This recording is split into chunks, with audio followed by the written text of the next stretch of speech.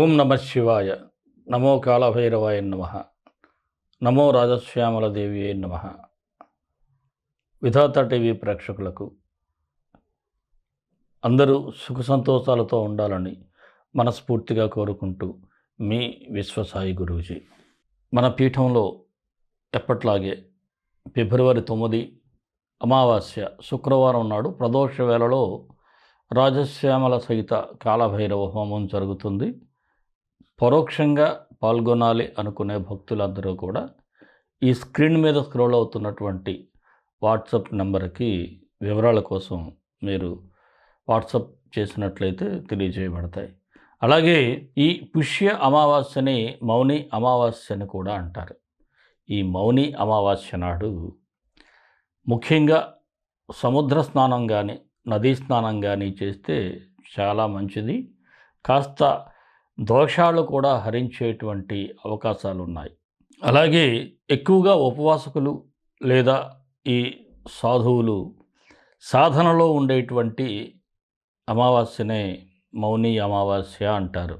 ఇలాంటి సందర్భంలో మనం ఏదైనా హవన కార్యక్రమం అంటే ఈ హోమ కార్యక్రమంలో పరోక్షంగా కానీ ప్రత్యక్షంగా కానీ పాల్గొనగలిగితే తప్పకుండా మంచి జరుగుతుంది.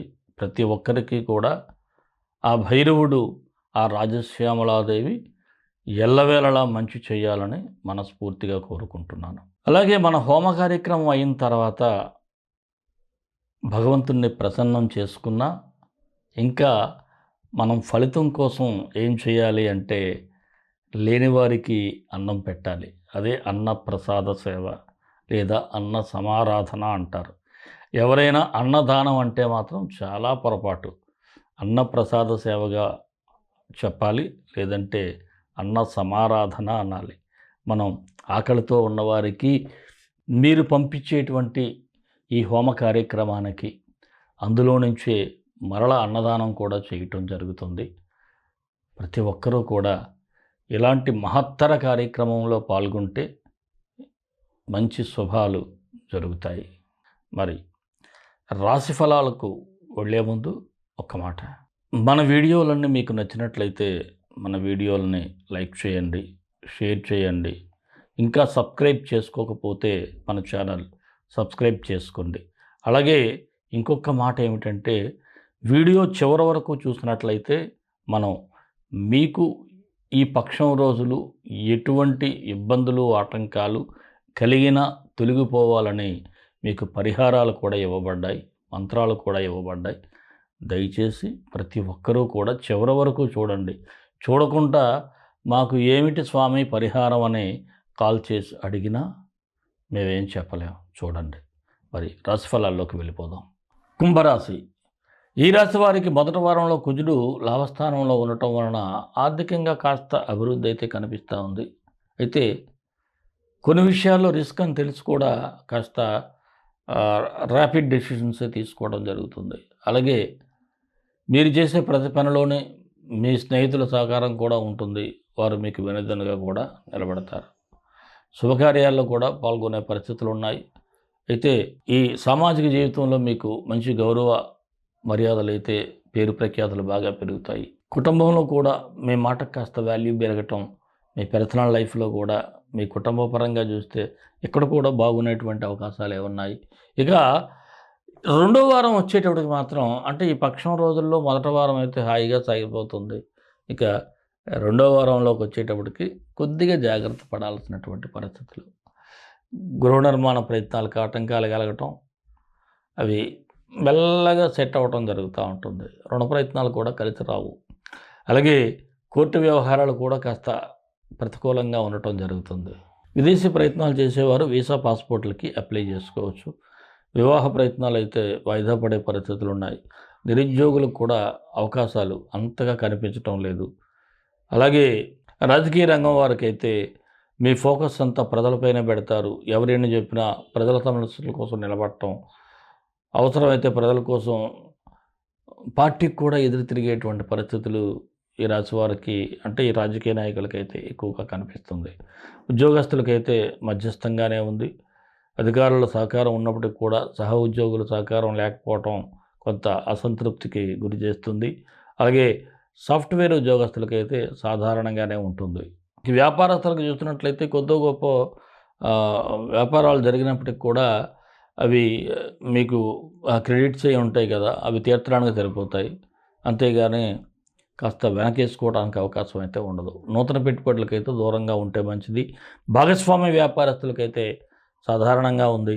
రియల్ ఎస్టేట్ వ్యాపారస్తులకు కూడా ఎంక్వైరీలే తప్ప సేల్స్ పెద్దగా కనిపించడం లేదు. షేర్ మార్కెట్ కూడా అంతగా కలిసి వచ్చే సూచనలు అయితే లేవు. చిరు వ్యాపారస్తులకైతే కాస్త శ్రమ ఎక్కువగానే ఉంటుంది. బిల్డర్స్ తొందరపాటు నిర్ణయాలు పనికిరావు.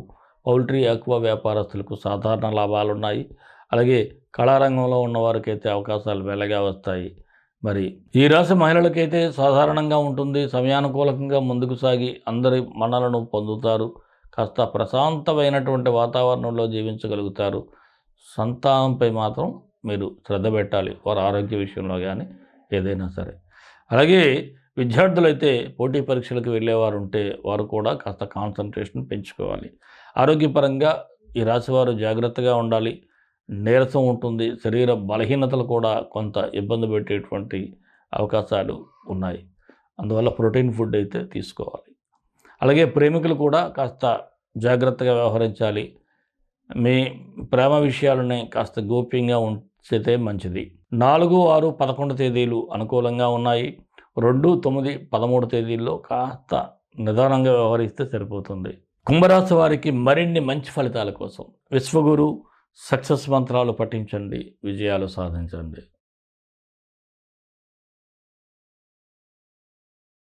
ఈ రాశి వారికి రవి, బుధ గ్రహాలకి పరిహారం చేసుకుంటే సరిపోతుంది. సూర్యగ్రహానికి ఓం హ్రీం సూర్యాయ నమః, ఓం హ్రీం సూర్యాయ నమః అనే మంత్రాన్ని పఠించి మీరు సూర్యుడికి ఆర్ఘ్యాన్ని ఇవ్వగలిగితే ఇంకా మంచిది. అలాగే బుధగ్రహానికి బుధ గాయత్రి మంత్రం ఓం గజధ్వజాయ విద్మహే సుఖహస్తాయ ధీమహి తన్నో బుధ ప్రచోదయాత్. ఈ మంత్రాన్ని ప్రతినిత్యం 19 సార్లు ఉదయం సాయంత్రం పఠించండి. డిస్క్రిప్షన్లో ఇస్తాను. అలాగే ఈ పుష్య అమావాస్యకి చక్కగా సముద్ర స్నానం, నదీ స్నానం కూడా అవకాశం లేనివారు మీ ఇంటిలోనే మీరు స్నానం చేసే నీటిలో కాసింత ఉప్పు, అంటే కళ్ళుప్పు, అంతేగాని సాల్ట్ కాకుండా కళ్ళుప్పు వేసుకోండి.